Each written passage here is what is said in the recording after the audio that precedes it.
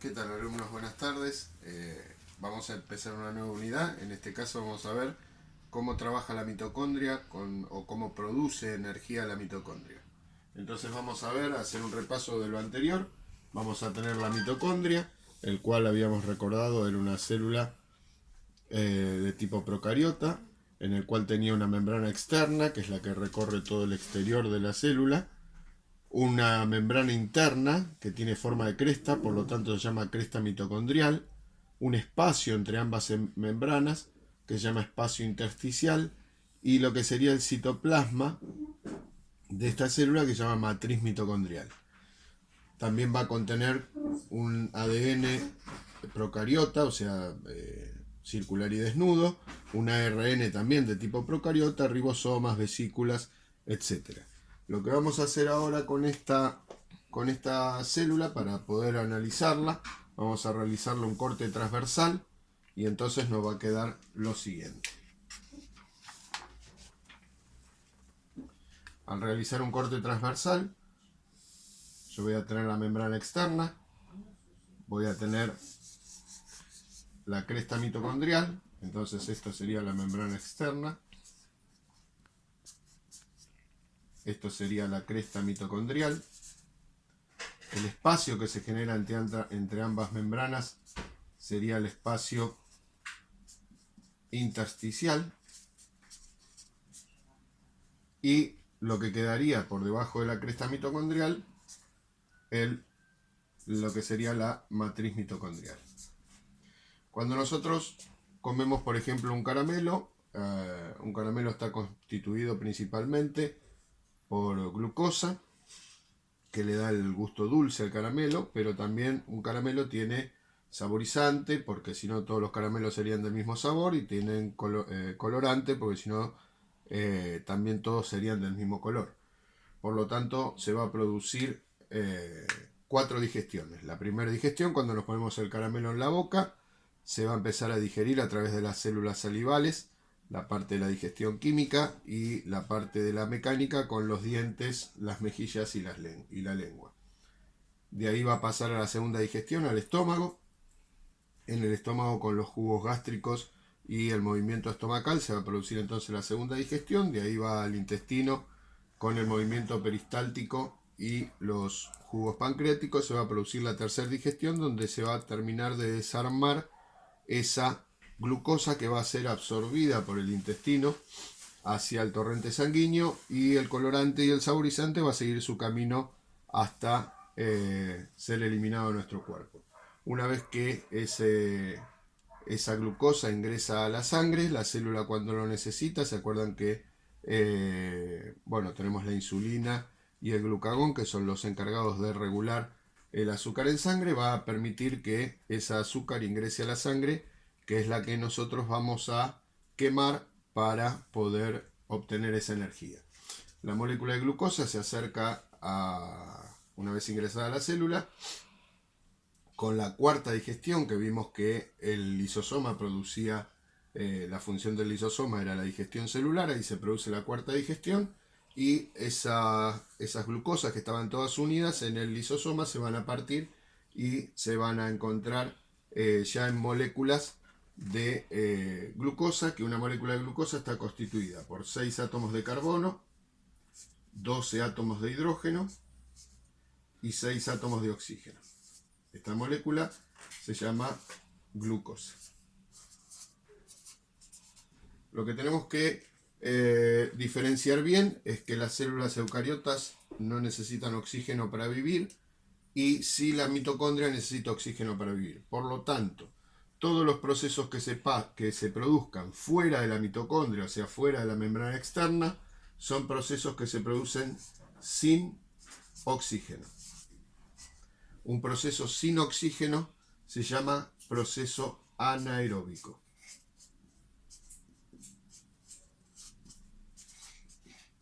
Entonces, todos los procesos que se produzcan de la membrana externa hacia afuera, o sea, en el citoplasma de la célula procariota, van a ser todos procesos sin oxígeno.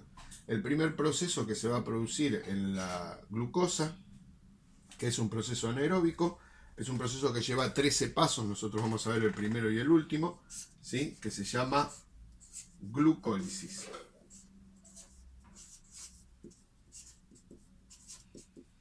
La palabra glucólisis, lisis, significa ruptura, gluco, de glucosa. Por lo tanto, la palabra glucólisis significa ruptura de la glucosa. ¿Qué es lo que hace? Rompe la molécula de glucosa en moléculas de 3 átomos de carbono. Estas moléculas de 3 átomos de carbono se llaman acetil coenzima A. ¿Sí? Entonces las moléculas la glucosa se va a romper en 2 moléculas de acetil coenzima A. Todo este proceso, como nosotros habíamos visto que la energía se encuentra en los enlaces de los átomos de carbono, al romper la molécula de glucosa, lo que yo estoy haciendo es romper una de las uniones de los átomos de carbono. Por ejemplo, si nos acercamos acá y hacemos 1, 2, 3, 4, 5, 6 átomos de carbono, lo que hacemos en la glucólisis es romper esta unión. ¿Sí? Me quedan 2 moléculas de 3 átomos de carbono. Al romper esta unión libera energía. Esa energía es captada por unas moléculas transportadoras de energía que se llaman ATP, ¿sí? Y la cantidad de ATP que va a generar la glucólisis es 2 ATP. Si bien el proceso de glucólisis genera 4 ATP, como se gastan 2 en el proceso, el total, 4 menos 2, quedarían 2 moléculas de ATP. Una vez que el acetil-CoA ya se rompió, para ingresar a la mitocondria necesita oxígeno, ¿sí?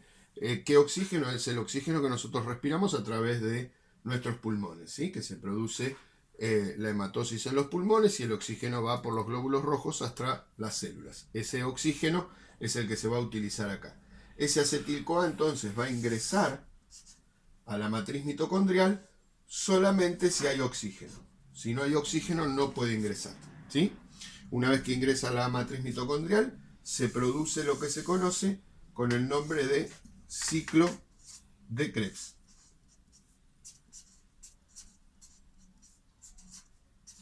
En el ciclo de Krebs, la molécula de acetil-CoA va a dar una vuelta por cada átomo de carbono que tenga. Eso quiere decir que si el acetil-CoA tiene 3 átomos de carbono, va a dar 3 vueltas al ciclo de Krebs.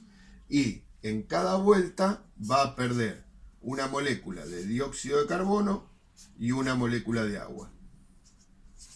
Esto vuelve al torrente sanguíneo y después lo eliminamos a través del aparato respiratorio. Por eso cuando nosotros respiramos ante un vidrio, por ejemplo, el vidrio se empaña. ¿Por qué? Porque tiene vapor de agua, ¿sí? Ese vapor de agua viene a través de este proceso del ciclo de Krebs, ¿sí? Este ciclo de Krebs, cuando va rompiendo, o sea, si nos fijamos, la molécula de 3 átomos de carbono ingresa, da una vuelta y por cada vuelta libero un átomo de carbono, quiere decir que por cada vuelta voy rompiendo una unión, ¿sí? Eso va a ir liberando energía. Y esa energía la van a tomar 2 moléculas que se van a llamar NADH y FADH, ¿sí? Que son 2 moléculas oxidorreductoras.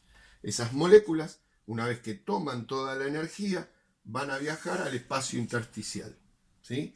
En el espacio intersticial se va a producir la cadena respiratoria.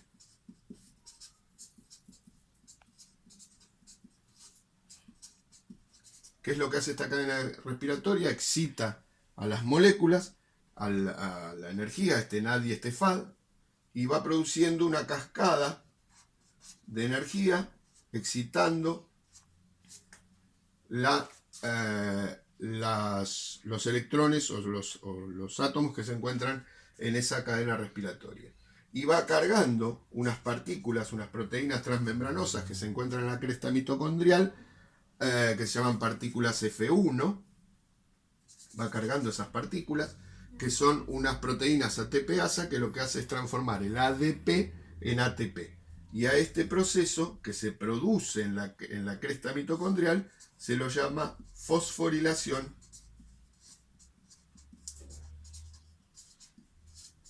oxidativa. ¿Por qué se llama fosforilación oxidativa? Porque a través de la oxidación a la molécula se le agrega un fósforo, ¿sí?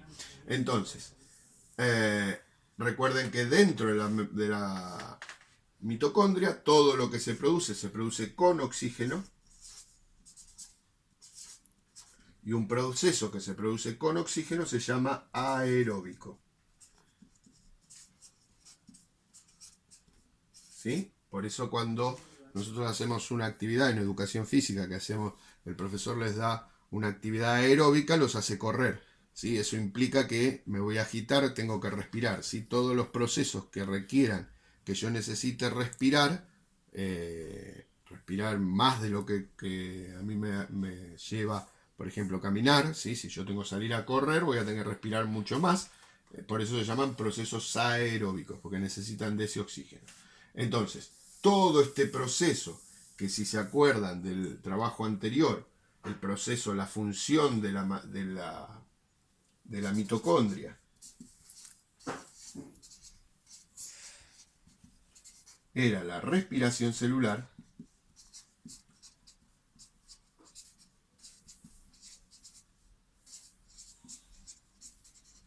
¿sí? El proceso era la respiración celular, genera un total de 36 moléculas de ATP, ¿sí?